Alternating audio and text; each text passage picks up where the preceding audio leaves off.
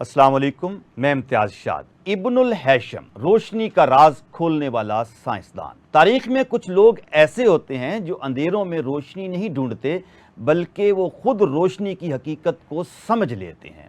ये कहानी है एक ऐसे साइंसदान की जिसने बताया कि हम देखते कैसे हैं और रोशनी हकीकत में कैसे काम करती है। इब्नुल हैशम 965 ईस्वी में इराक के शहर बसरा में पैदा हुए।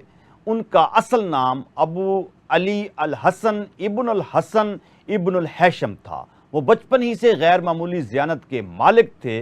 उस वक़्त इस्लामी दुनिया इल्म व तरक्की का मरकज़ थी और इब्नुल हैशम ने रियाजी, तबियात और फ़लसफ़ा में गहरी दिलचस्पी ले रखी। वो सिर्फ़ किताबें नहीं पढ़ते थे बल्कि हर चीज़ को सवाल की नज़र से देखते थे। कहा जाता है कि उन्हें मिस्र के हुक्मरान ने दरियाए नील के सैलाब को कंट्रोल करने के लिए बुलाया, लेकिन जब इब्नुल हैशम ने वहां जाकर हकीकत देखी तो उन्हें एहसास हुआ कि ये मंसूबा इस तरह मुमकिन ही नहीं।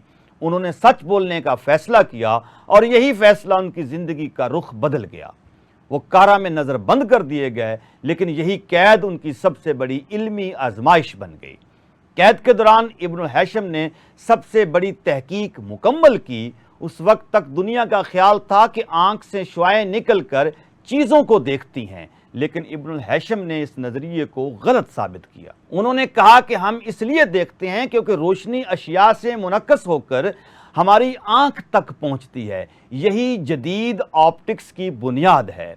उन्होंने रिफ्लेक्शन और रिफ्रैक्शन के असूल वाज़े किए। उन्होंने कैमरा एस्क्ल्योर का तस्वर भी बयान किया, जो आज की कैमरा टेक्नोलॉजी की इब्तदाई शक्ल है। इब्नुल हैशम की सबसे मशहूर किताब अल मनाज़िर है। इस किताब में उन्होंने रोशनी की हरकत, आंख की साख्त, बसारत का अमल और तजर्बाती तरीक़ाकार तफसील से बयान किया है। ये किताब बाद में लातीनी ज़बान में इसका तर्जुमा हुआ और पूरे यूरोप में साइंसी इनकलाब बर्पा करने की बुनियाद बनी। इब्नुल हैशम को जदीद साइंसी तरीक़ाकार का बानी समझा जाता है। उनका असूल था मुशाहिदा करो, तजर्बा करो, नतीजा अखज़ करो और फिर उसे दोबारा परखो। वो कहते थे कि सच तक पहुंचने का रास्ता सिर्फ दलील और तजर्बा है, न कि अंधी तकलीद। इब्नुल हैशम के नज़रियात ने यूरोप के साइंसदानों को मुतासर किया। उनके काम ने कैमरा टेक्नोलॉजी, जदीद फिज़िक्स और ऑप्टिक्स साइंस की बुनियाद रखी। आज की दुनिया में फ़ोटोग्राफी, कैमरे और हत्ता के ऑप्टिकल फाइबर भी उन्हीं असूलों पर कायम है। इब्नुल हैशम 1040 ईस्वी में वफात पा गए, लेकिन उनकी सोच आज भी जिंदा है। वो एक ऐसे इंसान थे जिन्होंने अंधेरे में बैठकर रोशनी की हकीकत दरियाफ्त की, और शायद इसीलिए कहा जाता है कि इब्नुल हैशम ने हमें सिर्फ देखना नहीं सिखाया बल्कि समझकर देखना सिखाया।